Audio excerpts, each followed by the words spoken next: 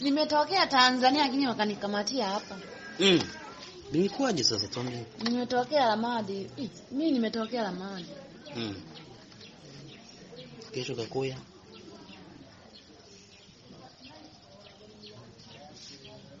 Naambia kisu tuendeka. Naona kisu tapana report. Nimetokea Lamadi. Ilikuwa ni siku gani? Sijui siku ya Ijumaa. Na nimepoteza kitambulisho. Kitambulisho kimepotea. Kimepotelea huko. Kimepotelea wapi?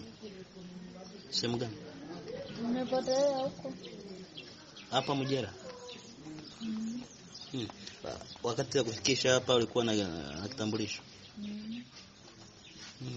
Uko na ID? Sina passport. Nilikuwa naenda Jagata huko.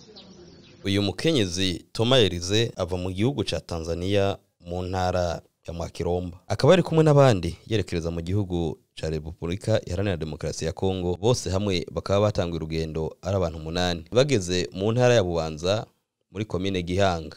Neza na neza hejuru y'igisagara ca Kane V4. Uyu mukenyezi ingendeshwa yiwe ikaba yaramwankiye mbere hagiye kwikoma ashitse hasi. Bose uko bari 8 bakaba bariko bariyunguruza bakoresheje bwa buryo bwitwa ngo n'urutaro, uburyo bwo kuguruka mu kirere. Genzi biwe barabandanije, uyu mukenyezi nawe asigara ngaho. Abene igihugu babibonye bace bafata umwanzuro wo gutabaza inzego z'umutekano.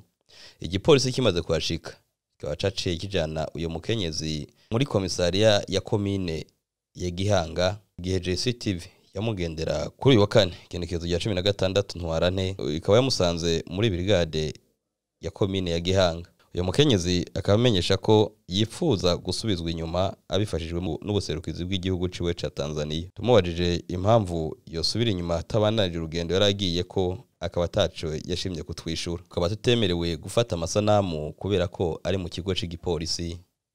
Ariko uyu mukenyezi mu byo yivugira akaba avuga ko adatahura impamvu ahagarikwa kanafungwa kandi ataco yononye. Akaba atari we wa mbere agize isanganya ageze muri ako gace, kuko mu mwaka wa 2018 hari abagabo babiri, umukongomani hamwe n'umutanzania nyene bakorokeye ku mutumba wa Kagwema mu gisagara ca gatatu ca Gihanga, kwibarabara rya gatatu ryengahe Gihanga, bavuga ko umwe yivye umukono uwundi. Bose ico gihe nawe nyene bakaba ariko baraguruka bakoresheje uburyo bw'urutaro.